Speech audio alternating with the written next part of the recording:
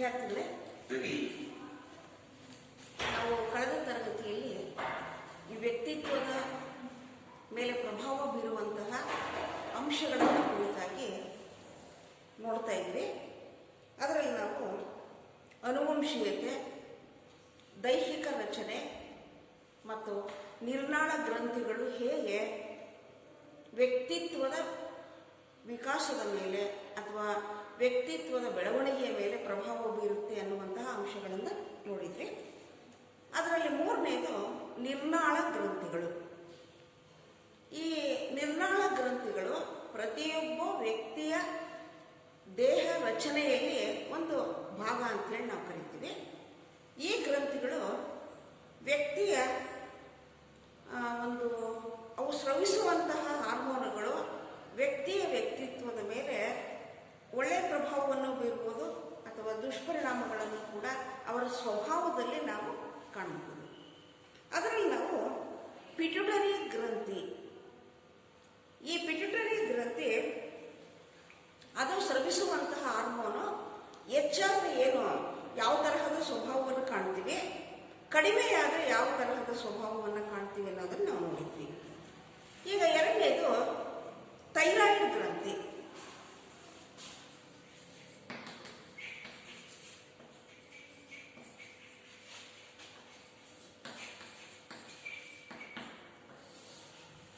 Thyroid ಗ್ರಂಥಿ, ಈ thyroid ಗ್ರಂಥಿ ಕೂಡ ವ್ಯಕ್ತಿಯ ಗುಣ ಸ್ವಭಾವಗಳ ಮೇಲೆ, ಅವರ ದೈಹಿಕ ರಚನೆಯ ಮೇಲೆ ಪ್ರಭಾವವನ್ನು ಬೀರುತ್ತೆ. ಈ ಥೈರಾಯ್ಡ್ ಗ್ರಂಥಿ ಸ್ರವಿಸುವ ಹಾರ್ಮೋನು ಥೈರಾಕ್ಸಿನ್ ಅಂತ ಕರಿತೀವಿ ನಾವು. ಇದು ಬಿಡುಗಡೆಗೊಳಿಸುವ ಹಾರ್ಮೋನು ಥೈರಾಕ್ಸಿನ್.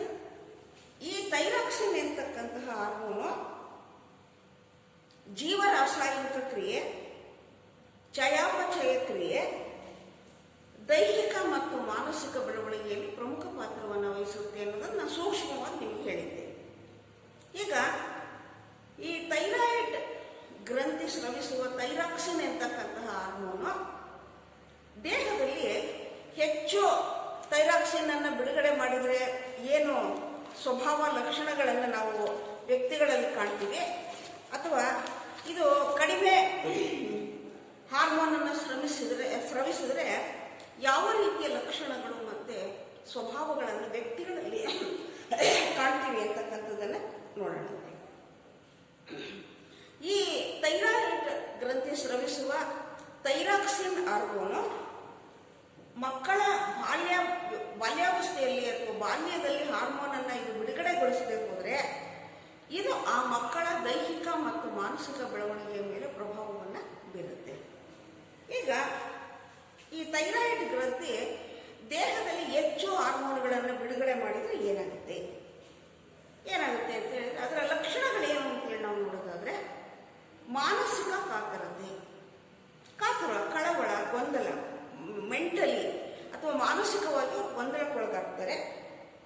ಉದ್ವಿಗ್ನತೆ, ತರದೇ ಮನಸ್ಸು ಸಮತೋಲನದಲ್ಲಿ ಇಲ್ಲದೆ ಇರ್ತಕ್ಕಂಥದ್ದು, ಸದಾ ಗೊಂದಲಕ್ಕೊಳಗಾಗ್ತಕ್ಕಂಥದ್ದು, ಮತ್ತು ಅನಿಶ್ಚಿತತೆ ಅಂದರೆ ದೃಢವಾಗಿ ಗಟ್ಟಿಯಾದ ಮನಸ್ಸು ಇಲ್ಲದೆ ಇರ್ತಕ್ಕಂಥದ್ದು, ನಿಶ್ಚಿತ ಮನಸ್ಥಿತಿ ಇಲ್ಲದೆ ಇರ್ತಕ್ಕಂಥದ್ದು, ಮತ್ತು ಅಕಾರಣ ಹೆದರಿಕೆ, ಕಾರಣ ಇಲ್ಲದೇನೆ ಹೆದರೋದು. ಕೆಲವರಲ್ಲಿ ನಾವು ಈ ಸ್ವಭಾವವನ್ನು ಕಾಣ್ತೀವಿ. ಅವರಿಗೆ ಹೆದರ್ಲಿಕ್ಕೆ ಏನೂ ಇರಲ್ಲ, ಆದರೆ ವಿನಾಕಾರಣ ಹೆದರ್ತಾರೆ. ಅದು ಅವರ ಸ್ವಭಾವ. ಅದು ಸ್ವಭಾವ ಅನ್ನೋದಕ್ಕಿಂತಲೂ ಹೆಚ್ಚಾಗಿ ಈ ಥೈರಾಯ್ಡ್ ಗ್ರಂಥಿ ಥೈರಾಕ್ಸಿನ್ ಅನ್ನು ಅತಿ ಹೆಚ್ಚು ಬಿಡುಗಡೆಗೊಳಿಸಿದಾಗ ಹೀಗಾಗುತ್ತೆ. ಮತ್ತು ತೀವ್ರ ಸ್ವರೂಪದ ಚಿಂತೆ ಮತ್ತು ಅತಿ ಚಟುವಟಿಕೆ, ಭಾಳ ಚಿಂತೆ ಮಾಡೋದು, ಅನಗತ್ಯವಾಗಿ ಸುಮ್ಮನೆ ಕೂತಲ್ಲಿ ಅಥವಾ ಊಟ ಮಾಡಬೇಕಾದ್ರೆ ಅಥವಾ ಏನೇ ಕೆಲಸ ಮಾಡಲಿ ಅವರು ಯಾವಾಗಲೂ ಕೂಡ ಬಹಳ ಚಿಂತೆಗೊಳಗಾಗ್ತಾರೆ. ಮತ್ತು ತೀವ್ರ ಚಟುವಟಿಕೆಗಳನ್ನು ಮಾಡ್ತಾರೆ, ಓವರ್ ಆಕ್ಟಿವ್ ಆಗಿರೋದು. ಒಂದು ಕೆಲಸ ಮಾಡಲಿಕ್ಕೆ ಅಥವಾ ಒಂದು ಕ್ರಿಯೆಯಲ್ಲಿ ತೊಡಗಲಿಕ್ಕೆ ಎಷ್ಟು ಅಗತ್ಯ ಇದೆಯೋ ಅಷ್ಟು ಚಟುವಟಿಕೆಗಳನ್ನು ಮಾಡೋದ್ರ ಬದಲಾಗಿ ಅವರ ಆಕ್ಟಿವಿಟೀಸು ಬಹಳ ಆಗಿರುತ್ತೆ. ಈ ಗುಣ ಸ್ವಭಾವಗಳು ಥೈರಾಯ್ಡ್ ಗ್ರಂಥಿ ಬಿಡುಗಡೆಗೊಳಿಸುವ ಥೈರಾಕ್ಸಿನ್ ಅತಿ ಹೆಚ್ಚಾಗಿದೆ. ಇನ್ನು ಇದು ಥೈರಾಯ್ಡ್ ಗ್ರಂಥಿ ಥೈರಾಕ್ಸಿನ್ ಅನ್ನು ಕಡಿಮೆ ಉತ್ಪಾದನೆ ಮಾಡಿದರೆ, ಈ ಹಾರ್ಮೋನು ಕಡಿಮೆ ಉತ್ಪಾದನೆ ಅಂದರೆ ಅಂತಹವರ ಸ್ವಭಾವಗಳು ಹೇಗಿರುತ್ತೆ? ಮಂಕುತನ ಅಂತ ಗೊತ್ತಿರ್ಬೋದು ನೀವು. ಡಲ್ ಆಗಿರೋದು, ಯಾವುದ ಚಟುವಟಿಕೆಯಲ್ಲೂ ಇವರು ಕ್ರಿಯಾಶೀಲರಾಗಿರೋದಿಲ್ಲ, ಚಟುವಟಿಕೆ ಉಳ್ಳವರಾಗಿರಲ್ಲ. ಮಂಕುತನ, ನಿಧಾನತೆ, ಎಲ್ಲ ಕೆಲಸವನ್ನು ನಿಧಾನವಾಗಿ ಮಾಡೋದು, ಬೇಗ ಇವಾಗ ಸಮಯಕ್ಕೆ ಸರಿಯಾಗಿ ಚಟುವಟಿಕೆಯಿಂದ ಇದ್ದು ಹೊಂದಾಣಿಕೆ ಮಾಡ್ಕೊಂಡು ಕೆಲಸ ಮಾಡಲ್ಲ. ಜಡತೆ, ಅದೇ ಆಕ್ಟಿವ್ ಆಗಿ ಇಲ್ಲದೆ ಇರೋದು. ಮಂದ, ಬಹಳ ನಿಧಾನ, ಎಲ್ಲಿ ಕೂರ್ತಾರೋ ಅಲ್ಲೇ ಕೂರೋದು, ಯಾವುದೇ ಕೆಲಸ ಹೇಳಿದ್ರೆ ತುಂಬ ನಿಧಾನವಾಗಿ ಮಾಡ್ತಕ್ಕಂಥದ್ದು. ಮತ್ತು ಇವರ ಇನ್ನೂ ಕೆಲವು ಲಕ್ಷಣಗಳು ಅಥವಾ ಸ್ವಭಾವಗಳು ಅಂತ ಹೇಳಿದರೆ ನೆನಪಿನ ಶಕ್ತಿ, ಆಲೋಚನೆ, ವಿಮರ್ಶಾ ಶಕ್ತಿ, ಕಲ್ಪನಾ ಶಕ್ತಿ ತುಂಬ ಕಡಿಮೆ ಇರುತ್ತೆ. ಥೈರಾಕ್ಸಿನ್ ಹಾರ್ಮೋನು ತುಂಬ ಕಡಿಮೆ ಬಿಡುಗಡೆಯಾದರೆ ಅಂತಹವರಲ್ಲಿ ಕಾಣುವಂಥ ಸ್ವಭಾವಗಳು ಅಂತ ಹೇಳಿದರೆ ನೆನಪಿನ ಶಕ್ತಿ, ಆಲೋಚನಾ ಶಕ್ತಿ, ವಿಮರ್ಶಾ ಶಕ್ತಿ, ಕಲ್ಪನಾ ಶಕ್ತಿ, ಊಹೆ ಮಾಡುವಂತಹ ಸಾಮರ್ಥ್ಯ, ಇವೆಲ್ಲವೂ ಕೂಡ ತುಂಬ ಕಡಿಮೆ ಇರುತ್ತೆ. ಮತ್ತು ಇವರ ಇನ್ನೂ ಕೆಲವು ಲಕ್ಷಣಗಳು ಅಂತ ಹೇಳಿದರೆ ನಿರಾಸಕ್ತಿ, ಯಾವುದರಲ್ಲೂ ಆಸಕ್ತಿ ಇಲ್ಲ. ಮತ್ತು ಆಯಾಸ, ಬೇಗ ಸುಸ್ತಾಗ್ತಕ್ಕಂಥದ್ದು. ಅತಿ ನಿದ್ರೆ, ಅಗತ್ಯಕ್ಕಿಂತ ಹೆಚ್ಚು ನಿದ್ದೆ ಮಾಡೋದು, ಹಗಲೊತ್ತಲ್ಲೂ ನಿದ್ದೆ, ರಾತ್ರಿ ಹೊತ್ತಲ್ಲೂ ನಿದ್ದೆ. ಮತ್ತು ಅಪಸಮಂಜನ ಅಥವಾ ಅಸಮಂಜನ ಅಂತೇಳಿ ಕರಿತೀವಿ. ಸಮಂಜನ ಮತ್ತು ಅಪಸಮಂಜನ ಅಂತಕ್ಕಂಥ ಎರಡು ಅಂಶಗಳನ್ನು ನಾವು ನೋಡ್ತೀವಿ. ಸಮಂಜನ ಅಂತ ಹೇಳಿದರೆ ವ್ಯಕ್ತಿತ್ವದ ಬೆಳವಣಿಗೆ ವಯಸ್ಸಿಗನುಗುಣವಾಗಿ ಸರಿಯಾಗಿ ಇರುವಂತಹದ್ದು. ಅಪಸಮಂಜನ ಅಂತ ಹೇಳಿದರೆ ವಯಸ್ಸಿಗನುಗುಣವಾಗಿ ಅವರಿಗೆ ದೈಹಿಕ ಮಾನಸಿಕವಾದ ಯಾವ ರೀತಿಯ ಬೆಳವಣಿಗೆಗಳು ಕೂಡ ಇಲ್ಲದೆ ಇರತಕ್ಕಂಥದ್ದನ್ನು ನಾವು ಅಪಸಮಂಜನ ಅಂತೇಳಿ ಕರಿತೀವಿ. ಈಗ ಇದು ಥೈರಾಯ್ಡ್ ಗ್ರಂಥಿಗೆ ಸಂಬಂಧಪಟ್ಟಿರ್ತಕ್ಕಂಥ ಅಂಶ. ಮತ್ತೊಂದು ಗ್ರಂಥಿ, ಮೂರನೇದು ಅಡ್ರಿನಲ್ ಗ್ರಂಥಿ.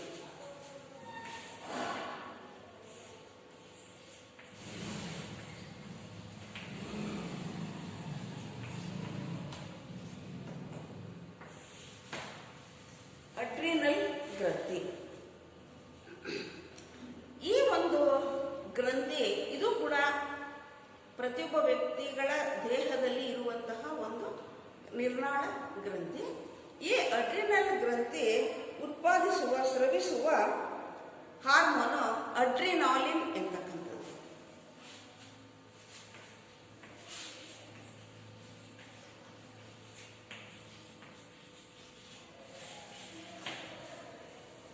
ಅಡ್ರಿನಲ್ ಗ್ರಂಥಿ ಸ್ರವಿಸುವ ಹಾರ್ಮೋನು ಅಡ್ರಿನಾಲಿನ್. ಈ ಅಡ್ರಿನಾಲಿನ್ ಅಂತಕ್ಕಂತಹ ಹಾರ್ಮೋನು ಕೂಡ ದೇಹಕ್ಕೆ ಬೇಕು. ಯಾವುದೇ ನಿರ್ನಾಳ ಗ್ರಂಥಿ ಸ್ರವಿಸುವ ಹಾರ್ಮೋನುಗಳು ದೇಹದ ಬೆಳವಣಿಗೆಗೆ ಬೇಕು, ಅವು ಮಿತಿಯಲ್ಲಿದ್ದರೆ ಒಳಿತು. ಥೈರಾಯ್ಡ್ ಗ್ರಂಥಿ ಕಡಿಮೆ ಹಾರ್ಮೋನನ್ನು ಬಿಡುಗಡೆಗೊಳಿಸಿದರೆ, ಹೆಚ್ಚು ಹಾರ್ಮೋನನ್ನು ಬಿಡುಗಡೆಗೊಳಿಸಿದರೆ ಏನಾಗುತ್ತೆ ಅನ್ನೋದನ್ನು ನಾವು ನೋಡಿದ್ವಿ.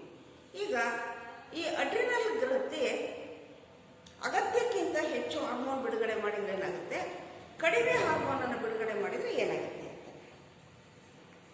ಅಡ್ರಿನಲ್ ಗ್ರಂಥಿ ಉತ್ಪಾದಿಸುವ ಅಡ್ರಿನಾಲಿನ್ ಅಂತಕ್ಕಂತಹ ಹಾರ್ಮೋನು ತುಂಬ ಹೆಚ್ಚು ಪ್ರಮಾಣದಲ್ಲಿ ಬಿಡುಗಡೆಯಾದರೆ ಅವರಲ್ಲಿ ನಾವು ಕಾಣುವಂಥ ಸ್ವಭಾವಗಳು ಅಂತ ಹೇಳಿದರೆ ಹೆಚ್ಚಿನ ಹೃದಯ ಬಡಿತ, ಹೆಚ್ಚಿನ ರಕ್ತದೊತ್ತಡ ಮತ್ತು ನಿಧಾನವಾದ ಕರುಳಿನ ಚಟುವಟಿಕೆ. ಅಡ್ರಿನಾಲಿನ್ ಹಾರ್ಮೋನು ತುಂಬ ಹೆಚ್ಚು ಬಿಡುಗಡೆಯಾದರೆ ಅವರಲ್ಲಿ ನಾವು ನೋಡುವಂತಹ ಲಕ್ಷಣಗಳು ಹೆಚ್ಚಿನ ಹೃದಯ ಬಡಿತ, ಹಾರ್ಟ್ ಬೀಟಿಂಗು ತುಂಬ ಜಾಸ್ತಿ ಆಗ್ತಕ್ಕಂಥದ್ದು. ಹೃದಯ ಬಡಿತ ಕೂಡ ಒಬ್ಬ ವ್ಯಕ್ತಿಗೆ ಇಷ್ಟು ಬಡಿಬೇಕು ಅಂತಕ್ಕಂಥ ಒಂದು ಮಿತಿ ಇದೆ. ಅದಕ್ಕಿಂತ ಹೆಚ್ಚು ಹೃದಯದ ಬಡಿತ ಉಂಟಾದರೆ ಅದು ಹೃದಯದ ಅನಾರೋಗ್ಯದ ಸೂಚನೆ. ಮತ್ತು ಅಧಿಕ ರಕ್ತದೊತ್ತಡ, BP ಅಂತ ಹೇಳಿ ನಾವು ಕರಿತೀವಲ್ಲ, ಅದು ಹೆಚ್ಚು ಏರುಪೇರಾದ BP, ಅಧಿಕ ರಕ್ತದೊತ್ತಡಕ್ಕೆ ಕಾರಣ. ಅಂತಹವರ ದೇಹದಲ್ಲಿನ ಅಡ್ರಿನಾಲಿನ್ ಗ್ರಂಥಿ ಬಿಡುಗಡೆಗೊಳಿಸುವ ಅಡ್ರಿನಾಲಿನ್ ಅಂತಕ್ಕಂತಹ ಹಾರ್ಮೋನ್. ಮತ್ತು ನಿಧಾನ ಕರುಳಿನ ಚಟುವಟಿಕೆ. ಕರುಳು ನಮ್ಮ ದೇಹದ ಬೆಳವಣಿಗೆಯಲ್ಲಿ ಪ್ರಮುಖ ಪಾತ್ರ ವಹಿಸತಕ್ಕಂತಹ ಕರುಳಿನ ಚಟುವಟಿಕೆಗಳು ತುಂಬ ನಿಧಾನವಾಗುತ್ತೆ. ರಕ್ತದೊತ್ತಡ ಹೆಚ್ಚಾಗುತ್ತೆ, ಹೃದಯದ ಬಡಿತನೂ ಹೆಚ್ಚಾಗುತ್ತೆ ಮತ್ತು ಕರುಳಿನ ಚಟುವಟಿಕೆ ತುಂಬ ಕಡಿಮೆಯಾಗುತ್ತೆ. ಈ ಲಕ್ಷಣಗಳು ಇರುವಂತಹ ವ್ಯಕ್ತಿಯಲ್ಲಿ ನಾವು ಆರೋಗ್ಯಕರ ಲಕ್ಷಣಗಳನ್ನು ಕಾಣಲಿಕ್ಕೆ ಸಾಧ್ಯತೆ ಆಗುವುದಿಲ್ಲ. ಒಂದು ವೇಳೆ ಈ ಅಡ್ರಿನಾಲಿನ್ ಅಂತಕ್ಕಂತಹ ಈ ಹಾರ್ಮೋನನ್ನು ತುಂಬ ಕಡಿಮೆ ಪ್ರಮಾಣದಲ್ಲಿ ಉತ್ಪಾದನೆ ಮಾಡಿದ್ರೆ ಏನಾಗುತ್ತೆ, ಆಯಾಸ ಕಡಿಮೆಯಾದಾಗ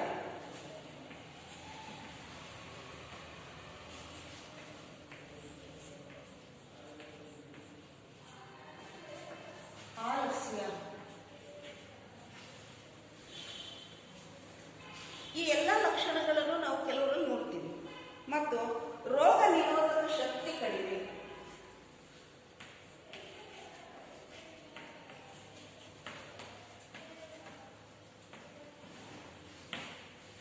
ಕೆಲವರ ಸ್ವಭಾವಗಳಲ್ಲಿ ಅಥವಾ ಅವರ ದೈಹಿಕ ಮಾನಸಿಕ ಆರೋಗ್ಯದ ಲಕ್ಷಣಗಳನ್ನು ನಾವು ನೋಡಿದ್ರೆ ಇವನ್ನೆಲ್ಲ ನೋಡ್ತೀವಿ ನಾವು. ಅಡ್ರಿನಲ್ ಗ್ರಂಥಿ ತುಂಬಾ ಕಡಿಮೆ ಪ್ರಮಾಣದಲ್ಲಿ ಅಡ್ರಿನಾಲಿನ್ ಅಂತಕ್ಕಂತಹ ಹಾರ್ಮೋನ್ ಅನ್ನು ಬಿಡುಗಡೆ ಮಾಡಿದಾಗ ಅಂತಹ ವ್ಯಕ್ತಿಗಳು ತುಂಬ ಬೇಗ ಆಯಾಸಕ್ಕೊಳಗಾಗೋದು. ಮತ್ತು ಅವರ ಇನ್ನೊಂದು ಸ್ವಭಾವ ಏನಂತ ಹೇಳಿದ್ರೆ ಆಲಸ್ಯ. ಆಲಸ್ಯ ಅಂತ ಹೇಳಿದ್ರೆ ಸೋಮಾರಿತನ, ಚಟುವಟಿಕೆಯಿಂದ ಇರೋಲ್ಲ. ಅವರು ಯಾವಾಗಲೂ ಸೋಮಾರಿಗಳು. ಯಾವ ಕೆಲಸ ಹೇಳಿದರೂ ಕೂಡ ಅವರಲ್ಲಿ ಕೆಲಸ ಮಾಡುವಂತಹ ಆಸಕ್ತಿ ಅಥವಾ ಮನೋಭಾವನೆ ಇರೋದಿಲ್ಲ. ಮತ್ತು ರೋಗ ನಿರೋಧಕ ಶಕ್ತಿ ಕಡಿಮೆ ಇರುತ್ತೆ. ಯಾವುದೇ ರೋಗವನ್ನು ಎದುರಿಸುವಂತಹ ಶಕ್ತಿ ಅಥವಾ ಸಾಮರ್ಥ್ಯ ಅವರಲ್ಲಿ ತುಂಬ ಕಡಿಮೆ ಇರುತ್ತೆ. ಇಮ್ಯುನಿಟಿ ಪವರ್ ಅಂತ ಹೇಳಿ ಕರಿತೀವಲ್ಲ, ಅದು ಇಂತಹ ಇವರ ಈ ಲಕ್ಷಣಗಳ ಜೊತೆಗೆ ಅದು ಕೂಡ ಒಂದು ಲಕ್ಷಣ. ರೋಗ ನಿರೋಧಕ ಶಕ್ತಿ ಕಡಿಮೆ ಆಗ್ತಕ್ಕಂಥದ್ದು ಮತ್ತು ನಿದ್ರಾಹೀನತೆ. ನಿದ್ರೆ ತುಂಬ ಕಡಿಮೆ. ಯಾವಾಗಲೂ ಅವರು ಒಂದು ಇಡೀ ರಾತ್ರಿ ತುಂಬ ಒಳ್ಳೆ ನಿದ್ದೆ ಮಾಡಲ್ಲ. ಸ್ವಲ್ಪ ಹೊತ್ತು ನಿದ್ದೆ ಮಾಡ್ತಾರೆ, ಮತ್ತೆ ಎಚ್ಚರ ಆಗುತ್ತೆ, ಮತ್ತು ಅವ್ರಿಗೆ ನಿದ್ದೆ ಬರೋದೇ ಇಲ್ಲ.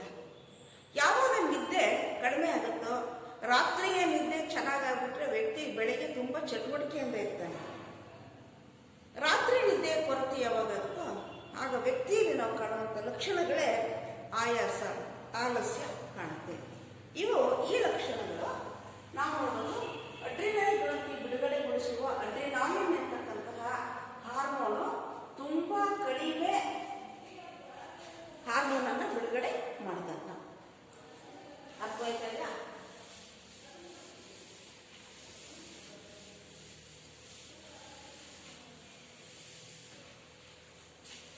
ಅರ್ಥ ಆಯ್ತಾ ಇಲ್ಲ? ಹೀಗೆ ಈ ವ್ಯಕ್ತಿತ್ವಕ್ಕೆ ಸಂಬಂಧಪಟ್ಟಂತೆ ವ್ಯಕ್ತಿತ್ವದ ಬೆಳವಣಿಗೆಯ ಮೇಲೆ ಈ ಅಂಶಗಳು ಪ್ರಭಾವವನ್ನು ಬೀರುತ್ತೆ ಅನ್ನೋದನ್ನು ನಾವು ನೋಡಿದ್ದೀವಿ. ಇದಲ್ಲದೇನೆ ವ್ಯಕ್ತಿಯ ವ್ಯಕ್ತಿತ್ವದ ಮೇಲೆ ಪ್ರಭಾವ ಬೀರುವಂತಹ ಇನ್ನೂ ಕೆಲವು ಹಾರ್ಮೋನ್ಗಳಿದೆ. ಅಂತಹ ಹಾರ್ಮೋನ್ಗಳು ಯಾವುವು ಅಂತ ಹೇಳಿದ್ರೆ ಲೈಂಗಿಕ ಗ್ರಂಥಿಗಳು. ನೀವು ಸಾಮಾನ್ಯವಾಗಿ ಕೇಳಿದ್ದೀರ, ಮೇಧೋಜೀರಕ ಗ್ರಂಥಿ ಅಂತ ಕೇಳಿರ್ಬೋದು.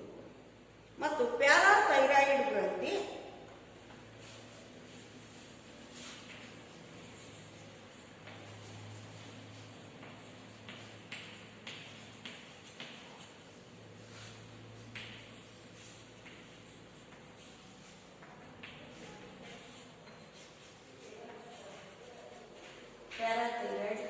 ಮತ್ತೆ ಲೈಂಗಿಕ ಗ್ರಂಥಿಗಳು, ಥೈಮಸ್ ಗ್ರಂಥಿ,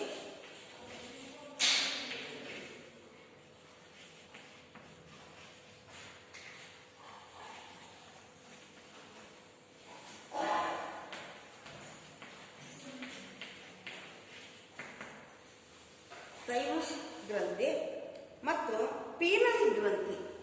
ಮತ್ತೊಂದು ಪೀನಲ್.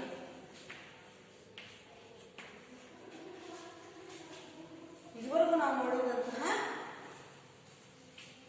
ನಿರ್ನಾಳ ಗ್ರಂಥಿಗಳು ಹೇಗೆ ವ್ಯಕ್ತಿತ್ವದ ಬೆಳವಣಿಗೆಯ ಮೇಲೆ ಪ್ರಭಾವ ಬೀರುತ್ತೆ. ಆ ಮುಖ್ಯವಾದ 3 ನಿರ್ನಾಳ ಗ್ರಂಥಿಗಳು ಪಿಟ್ಯುಟರಿ ಗ್ರಂಥಿ, ಥೈರಾಯ್ಡ್ ಗ್ರಂಥಿ, ಅಡ್ರಿನಲ್ ಗ್ರಂಥಿ ಅಲ್ಲದೇ ಮೇಧೋಜೀರಕ ಗ್ರಂಥಿ, ಪ್ಯಾರಾಥೈರಾಯ್ಡ್ ಗ್ರಂಥಿ, ಥೈಮಸ್ ಗ್ರಂಥಿ, ಲೈಂಗಿಕ ಗ್ರಂಥಿಗಳು, ಪೀನಲ್ ಗ್ರಂಥಿ. ಇವುಗಳು ಕೂಡ ವ್ಯಕ್ತಿತ್ವದ ಬೆಳವಣಿಗೆಯ ಪ್ರಭಾವವನ್ನು ಬೀರುವಂತಹ ಅಂಶಗಳು. ಇಷ್ಟ ಆಯಿತು. ಈಗ ನಾವು ಇದುವರೆಗೂ ನೋಡಿದ್ದೇನೋ ವ್ಯಕ್ತಿತ್ವದ ಬೆಳವಣಿಗೆಯ ಮೇಲೆ ಪ್ರಭಾವ ಬೀರುವಂತಹ ಅಂಶಗಳಲ್ಲಿ ಅನುವಂಶೀಯತೆ, ಎರಡನೇದಾಗಿ ದೈಹಿಕ ರಚನೆ, ಮೂರನೇದಾಗಿ ನಿರ್ನಾಳ ಗ್ರಂಥಿಗಳು. ಈಗ ಮುಂದಿದ್ದು ಈ ಸಾಮಾಜಿಕ ಅಂಶಗಳು ಕೂಡ ವ್ಯಕ್ತಿತ್ವದ ಬೆಳವಣಿಗೆಯ ಮೇಲೆ ಪ್ರಭಾವವನ್ನು ಬೀರುತ್ತೆ. ಸಾಮಾಜಿಕ ಅಂಶಗಳು ಅವು ಹೇಗೆ ಪ್ರಭಾವವನ್ನು ಬೀರುತ್ತೆ?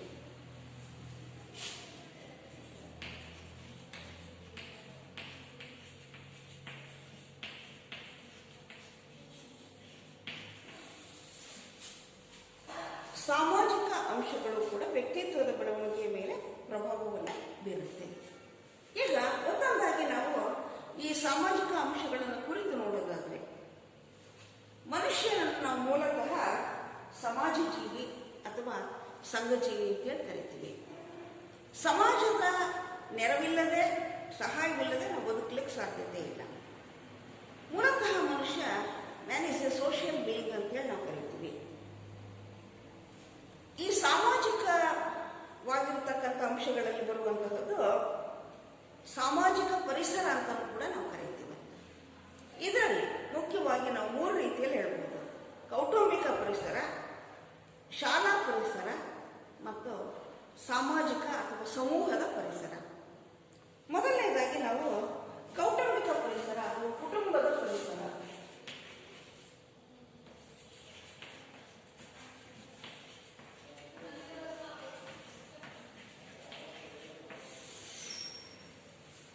ಕೌಟುಂಬಿಕ ಪರಿಸರ ಬಹುಶಃ ಕುಟುಂಬ ಅಥವಾ ಕೌಟುಂಬಿಕ ಪರಿಸರ ವ್ಯಕ್ತಿತ್ವದ ಮೇಲೆ ಯಾವ ರೀತಿ ಪ್ರಭಾವ ಬೀರುತ್ತೆ, ಅದರ ಪ್ರಭಾವಕ್ಕೆ ನಾವೆಲ್ಲರೂ ಹೇಗೆ ಒಳಗಾಗಿದ್ದೀವಿ ಅನ್ನೋದು ಇಲ್ಲಿರುವ ಎಲ್ಲರಿಗೂ ಕೂಡ ಗೊತ್ತಿರತಕ್ಕಂಥ ವಿಚಾರ.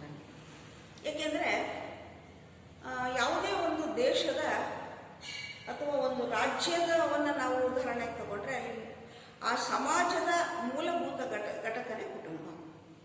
ಕುಟುಂಬ ಸಮಾಜದ ಮೂಲಭೂತ ಘಟಕ. ಕುಟುಂಬದಿಂದ ಸಮುದಾಯ, ಸಮುದಾಯದಿಂದ ಅನೇಕ ಸಮಾಜ, ಸಮಾಜದಿಂದ ರಾಜ್ಯ, ರಾಜ್ಯದಿಂದ ರಾಷ್ಟ್ರ, ರಾಷ್ಟ್ರದಿಂದ ವಿಶ್ವ ಅಂತೇಳಿ ನಾವು ಕರಿತೀವಿ. ಹೀಗೆ ಕುಟುಂಬ ಸಮಾಜದ ಮೂಲಭೂತ ಘಟಕ. ಈಗ ಕೌಟುಂಬಿಕ ಪರಿಸರ, ಮನೆಯ ಒಳಗಿನ ವಾತಾವರಣ ಹೇಗಿರುತ್ತೋ ಹಾಗೆ ಮಕ್ಕಳ ವ್ಯಕ್ತಿತ್ವ ಬೆಳೀತಾ ಹೋಗುತ್ತೆ. ಇಲ್ಲಿ ಮನೆಯ ಒಳಗಿನ ವ್ಯಕ್ತಿತ್ವ ಅಂತ ಹೇಳಿದ್ರೆ ಅಲ್ಲಿ ಬರ್ತಕ್ಕಂಥವ್ರು ಯಾರು? ಮನೆಯಲ್ಲಿನ ಪೋಷಕರು, ತಂದೆ ತಾಯಿಗಳು. ಮನೆಯಲ್ಲಿರುವಂತಹ ಎಲ್ಲ ಸದಸ್ಯರ ಪ್ರಭಾವಕ್ಕೆ ಮಗು ಒಳಗಾಗುತ್ತೆ. ಮನೆಯ ಮೊದಲ ಪಾಠಶಾಲೆ, ಜನನೇ ತಾನೇ ಮೊದಲ ಗುರು ಅಂತೇಳಿ ನಾವು ಕರಿತೀವಿ. ಮಕ್ಕಳ ಸ್ಕೂಲ್ ಮನೆಯಲ್ಲವೇ ಅಂತಲೂ ಕೂಡ ನಾವು ಕೇಳಿದ್ವಿ. ಮಗು ಏನಾದರೂ ಒಂದು ಒಳ್ಳೆಯ ವ್ಯಕ್ತಿತ್ವವನ್ನು ರೂಪಿಸ್ಕೊಳ್ತು, ತುಂಬ ಚೆನ್ನಾಗಿ ಅದರಲ್ಲಿ ಸಾಮಾಜಿಕ, ರಾಜಕೀಯ, ನೈತಿಕ, ಆ ದೈಹಿಕ ಬೆಳವಣಿಗೆ ಆಯಿತು ಅಂತ ಹೇಳಿದ್ರೆ ಅದಕ್ಕೆ ಬಹುಮುಖ್ಯ ಕಾರಣ ಕುಟುಂಬ. ಇಲ್ಲಿ ಕೌಟುಂಬಿಕ ಪರಿಸರವನ್ನು ನಾವು ಮುಖ್ಯವಾಗಿ ಹೇಳೋದಾದ್ರೆ, ಮಗುವಿನ ಮೇಲೆ ನೇರವಾದ ಪ್ರಭಾವ ಬೀರತಕ್ಕಂಥವರು ತಂದೆ ತಾಯಿಗಳು ಹಾಗೂ ವಂಶದ ಹಿರಿಯರು. ಅದು ಅವಿಭಕ್ತ ಕುಟುಂಬ ಅಂದರೆ ಅಲ್ಲಿರುವ ಎಲ್ಲ ಸದಸ್ಯರು ಕೂಡ ಮಗುವಿನ ವ್ಯಕ್ತಿತ್ವದ ಬೆಳವಣಿಗೆಯ ಮೇಲೆ ಪ್ರಭಾವವನ್ನು ಬೀರ್ತಾರೆ. ಕುಟುಂಬದ ಪರಿಸರ ಚೆನ್ನಾಗಿತ್ತು ಅಂತ ಹೇಳಿದ್ರೆ, ಅಂದರೆ ಕುಟುಂಬದ ಪರಿಸರದಲ್ಲಿ ತಂದೆ ತಾಯಿ ಅವರು ವಿದ್ಯಾವಂತರಾದರೆ, ಸುಸಂಸ್ಕೃತರಾದರೆ, ಒಳ್ಳೆಯ ನಡವಳಿಕೆಯನ್ನು ಹೊಂದಿದವರಾದರೆ ತಾನೇ ತಾನಾಗಿ ಆ ಕೌಟುಂಬಿಕ ಪರಿಸರದಲ್ಲಿ ಬೆಳೆಯುವಂತಹ ಮಗು ಉತ್ತಮ ವ್ಯಕ್ತಿತ್ವವನ್ನು ರೂಪಿಸಿಕೊಳ್ಳುತ್ತೆ. ಆದರೆ ಎಷ್ಟೋ ಕುಟುಂಬಗಳಲ್ಲಿ ನಾವು ನೋಡ್ತೀವಿ, ಕೌಟುಂಬಿಕ ಪರಿಸರದಲ್ಲೇ ಅನೇಕ ದೋಷಗಳು ಇರ್ತವೆ. ಒಡೆದ ಕುಟುಂಬಗಳು, ಬ್ರೋಕನ್ ಹೋಮ್ಸ್ ಅಂತೇಳಿ ಕರಿತೀವಿ ಅದು ನಾವು. ಮತ್ತು ತಂದೆ ತಾಯಿ ಅವರ ನಡುವೆ ಅನ್ಯೋನ್ಯತೆ ಅಥವಾ ಒಂದು ಸಹಕಾರ, ಹೊಂದಾಣಿಕೆ ಇಲ್ಲದೆ ಇರತಕ್ಕಂಥದ್ದು. ಮತ್ತು ತಂದೆ ತಾಯಿಗಳು ಮಕ್ಕಳ ಬಗ್ಗೆ ಜಾಗ್ರತೆ ವಹಿಸದೇ ಇರತಕ್ಕಂಥದ್ದು. ಮತ್ತು ಕುಟುಂಬದಲ್ಲಿ ತಂದೆ ತಾಯಿಗಳ ನಡುವೆ ಅನಗತ್ಯ ವಿಚಾರಗಳಿಗೆ ಘರ್ಷಣೆಗಳು ನಡೆಯುವಂತಹದ್ದು. ಇಂತಹ ಕುಟುಂಬಗಳು ನಮ್ಮ ಸಮಾಜದಲ್ಲಿ ಇದೆ, ಇಲ್ಲ ಅಂತಲ್ಲ. ಸಹಜವಾಗಿ ಅಂತಹ ಕುಟುಂಬದಿಂದ ಹೊರಬರುವಂತಹ ಮಕ್ಕಳಲ್ಲಿ ನಾವು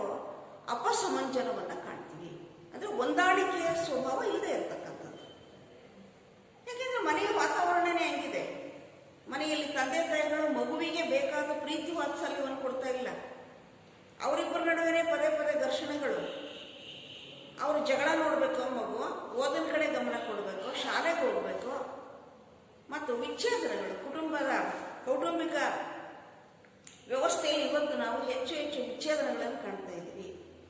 ಇಂತಹ ಎಲ್ಲ ಸಾಮಾಜಿಕ ಅಂಶಗಳು ಕೂಡ ಏನಾಗುತ್ತೆ, ಮಗುವಿನ ವ್ಯಕ್ತಿತ್ವದ ಬೆಳವಣಿಗೆಯ ಮೇಲೆ ದುಷ್ಪರಿಣಾಮವನ್ನು ಉಂಟು ಮಾಡುತ್ತೆ.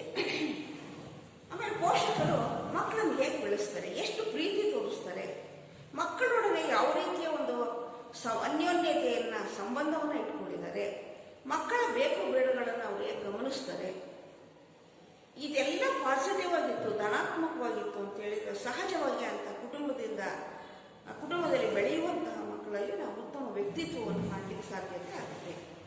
ಹಾಗೆಯೇ ಸಾಮಾನ್ಯವಾಗಿ ಒಂದು ಮಾತು ನೀವು ಕೇಳಿರ್ಬೋದು, ಪೂರ್ವ ಬಾಲ್ಯದಲ್ಲಿ ಪಡೆದ ತರಬೇತಿ ಅನುಭವಗಳು ವ್ಯಕ್ತಿತ್ವ ಬೆಳವಣಿಗೆಯ ಮೇಲೆ ಪ್ರಮುಖ ಪಾತ್ರವನ್ನು ವಹಿಸುತ್ತವೆ.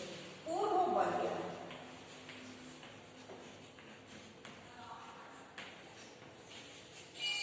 ಬಾಲ್ಯಾವಸ್ಥೆಯಿಂದ ನೀವು ಕೇಳಿರ್ಬೋದು.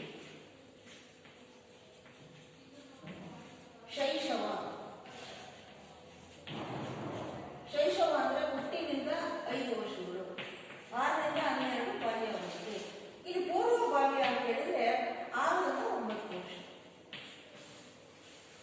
ಪೂರ್ವ ಬಾಲ್ಯಾವಸ್ಥೆಯಲ್ಲಿ ಪಡೆದ ತರಬೇತಿ ಅನುಭವಗಳು ವ್ಯಕ್ತಿತ್ವದ ಬೆಳವಣಿಗೆಯಲ್ಲಿ ಪ್ರಮುಖ ಪಾತ್ರವನ್ನು ವಹಿಸುತ್ತೆ.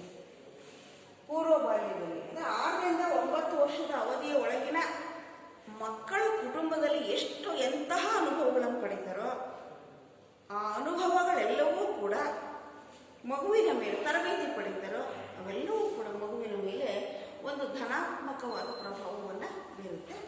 ಸಹಜವಾಗಿ ಅಂತಹ ಕೌಟುಂಬಿಕ ಪರಿಸರದಲ್ಲಿ ಬೆಳೆಯುವಂತಹ ಮಕ್ಕಳು ಒಳ್ಳೆಯ ವ್ಯಕ್ತಿತ್ವವನ್ನು ರೂಪಿಸ್ಕೊಳ್ತಾರೆ ಮತ್ತು ಅದರಿಂದ ಕುಟುಂಬಕ್ಕೂ ಕೂಡ ಒಳ್ಳೆಯದೇ ಆಗುತ್ತೆ. ಮತ್ತು ಅಂತಹ ಮಕ್ಕಳಿಂದ ಸಮಾಜಕ್ಕೂ ಕೂಡ ನಾವು ಒಂದು ಒಳ್ಳೆಯ ನೆರವು ಅಥವಾ ಸಹಾಯವನ್ನು ಪಡೆಯಬಹುದು.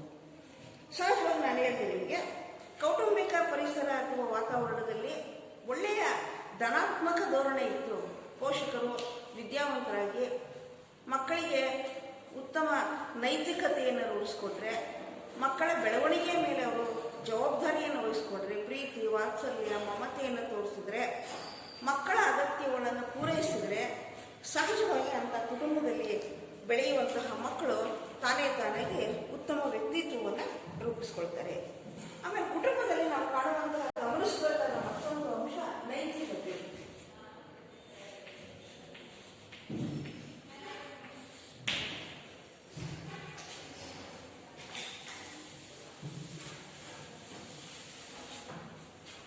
ನೈತಿಕತೆ ಪ್ರತಿಯೊಬ್ಬರ ಬದುಕಿಗೂ ಕೂಡ ಬಹಳ ಮುಖ್ಯ ಅಲ್ವಾ?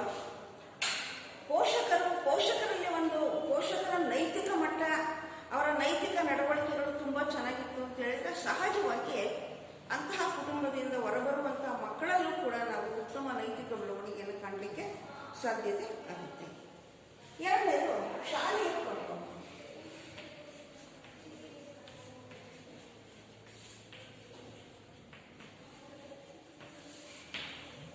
ಸಾಮಾಜಿಕ ಅಂಶಗಳಲ್ಲಿ ಮೊದಲನೇದು ಕುಟುಂಬ, ಎರಡನೇದು ಶಾಲೆ ಕುಟುಂಬದ ನಂತರದ ಒಂದು ಸ್ಥಾನವನ್ನು ಪಡೆಯುತ್ತೆ. ಏಕೆಂದರೆ ಮನೆಯ ಮೊದಲ ಪಾಠಶಾಲೆ ಅಥವಾ ಅಂತ ಹೇಳಿದ್ರೆ ಮನೆಯ ಪ್ರಭಾವಗಳನ್ನು ದಾಟಿ ಮಗು ಶಾಲೆಗೆ ಬರುತ್ತೆ. ಶಾಲೆಯಲ್ಲಿ ಮಗುವಿನ ವ್ಯಕ್ತಿತ್ವದ ಮೇಲೆ ಪ್ರಭಾವ ಬೀರುವಂತಹ ಅಂಶಗಳಾಗಿವೆ. ಅದರಲ್ಲಿ ಮೊದಲನೇದಾಗಿ ಶಿಕ್ಷಕ, ಎರಡನೇದು ಸ್ನೇಹಿತರು, ಮೂರನೇದು ಪಠ್ಯ ವಸ್ತು,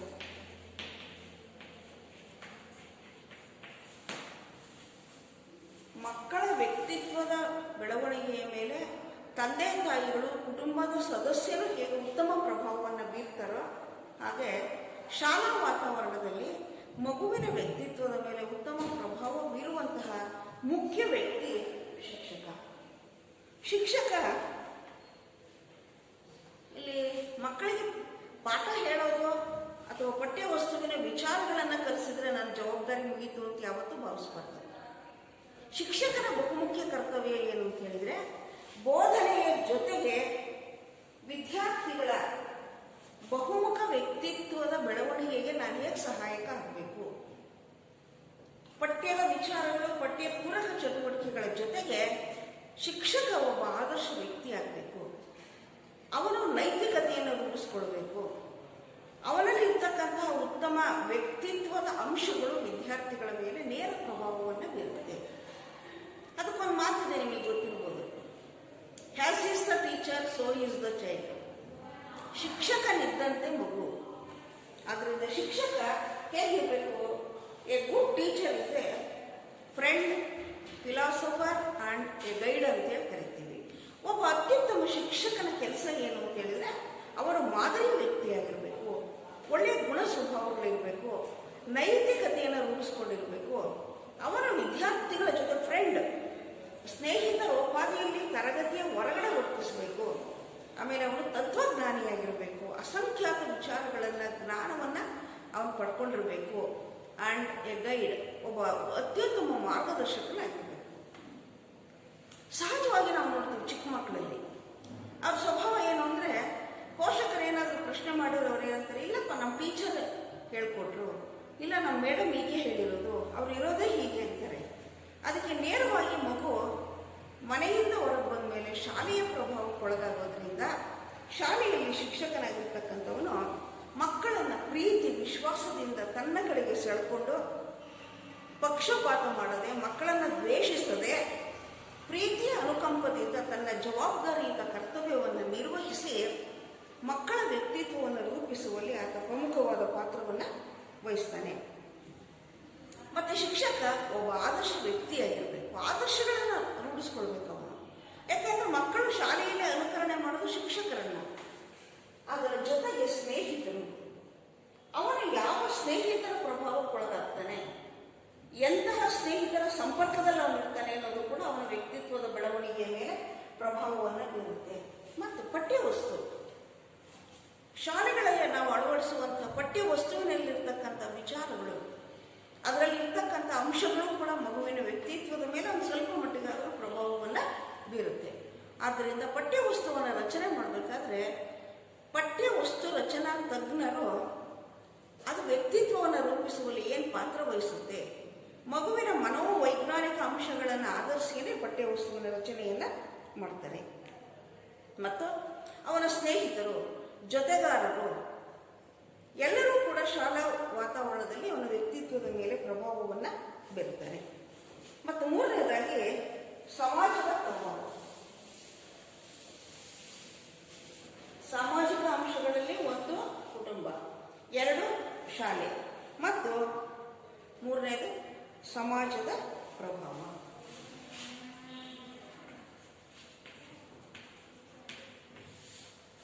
ಸಮಾಜ, ಸೊಸೈಟಿ ಅಂತೇಳಿ ಏನು ಕರೀತೀವಿ.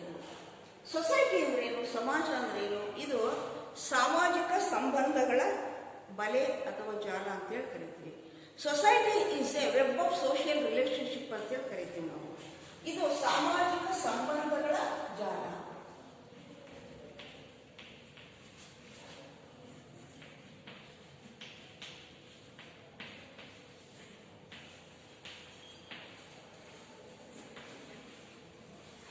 ಸಮಾಜ ಅಂದ್ರೇನು? ಸಾಮಾಜಿಕ ಸಂಬಂಧಗಳು. ಕೌಟುಂಬಿಕ ಸಂಬಂಧಗಳು ಬಹುತೇಕವಾಗಿ ಅವು ರಕ್ತ ಸಂಬಂಧಗಳಾಗಿರ್ತವೆ.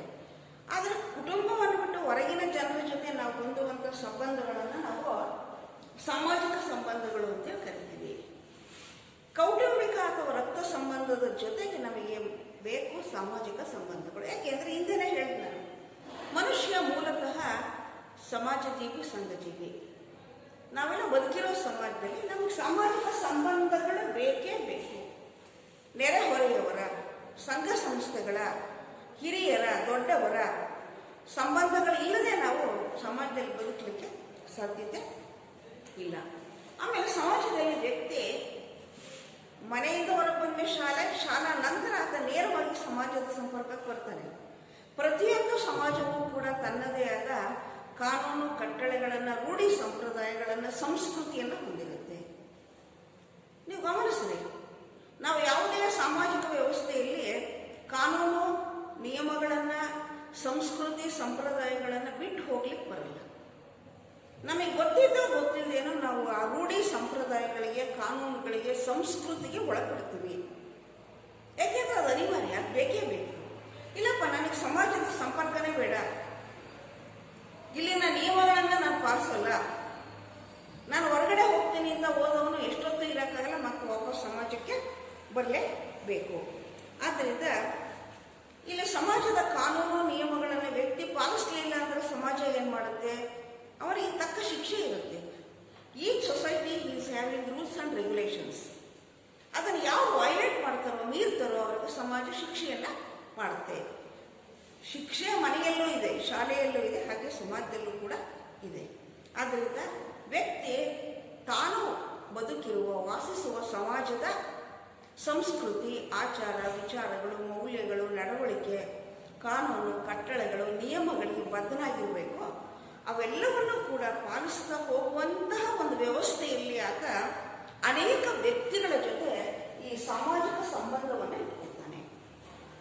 ಆತ ಎಂತಹ ವ್ಯಕ್ತಿಗಳ ಜೊತೆ ಸಾಮಾಜಿಕ ಸಂಬಂಧ ಇಟ್ಕೊಳ್ತಾನೋ ಅದು ಅವನ ವ್ಯಕ್ತಿತ್ವವನ್ನು ನಿರ್ಧರಿಸುತ್ತೆ. ಕೆಲವು ಸರಿ ಪೋಷಕರು ಮಕ್ಕಳಿಗೆ ಬಗ್ಗೆ ಹೇಳ್ತಾರೆ, ನನ್ನ ಮಗ ತುಂಬ ಒಳ್ಳೆಯನಪ್ಪ, ಆದರೆ ಅವನಿಗೆ ಸಿಕ್ಕಂಥ ಸಹವಾಸ ಒಳ್ಳೆಯದಲ್ಲ, ನನ್ನ ಮಗ ಕೆಟ್ಟೋಗ್ಲಿಕ್ಕೆ ಕಾರಣ ಸಹವಾಸ ದೋಷ ಅಂತಾರೆ. ಇದು ಹೌದು, ಸತ್ಯನೂ ಕೂಡ ಹೌದು. ಆದರೆ ಸಹವಾಸ ದೋಷ ಮಾಡಬೇಕಾದ್ರೆ ಆ ಮಗು ಅಥವಾ ವ್ಯಕ್ತಿ ಎಚ್ಚರಿಕೆಯಿಂದ ಇರಬೇಕು. ನಾನು ಎಂತಹವರ ಸಂಪರ್ಕಕ್ಕೆ ಬರಬೇಕು, ಸಮಾಜ, ನಾನು ವಾಸಿಸುವ ಸಮಾಜ ಏನು ಹೇಳುತ್ತೆ, ಇಲ್ಲಿನ ರೂಢಿ ಸಂಪ್ರದಾಯಗಳೇನು, ನಿಯಮಗಳೇನು, ಇದಕ್ಕೆ ನಾನು ಬದ್ಧನಾಗಿರಬೇಕು.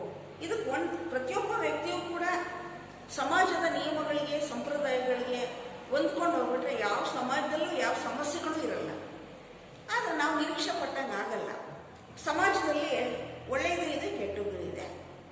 ಯಾರಿಗೆ ಸಮಾಜದ ಉತ್ತಮ ನಿಯಮಗಳು, ಸಂಸ್ಕೃತಿ, ಸಂಪ್ರದಾಯಗಳು ಬೇಡವೋ ಅವರು ವಿರುದ್ಧವಾಗಿ ಹೋಗ್ತಾರೆ.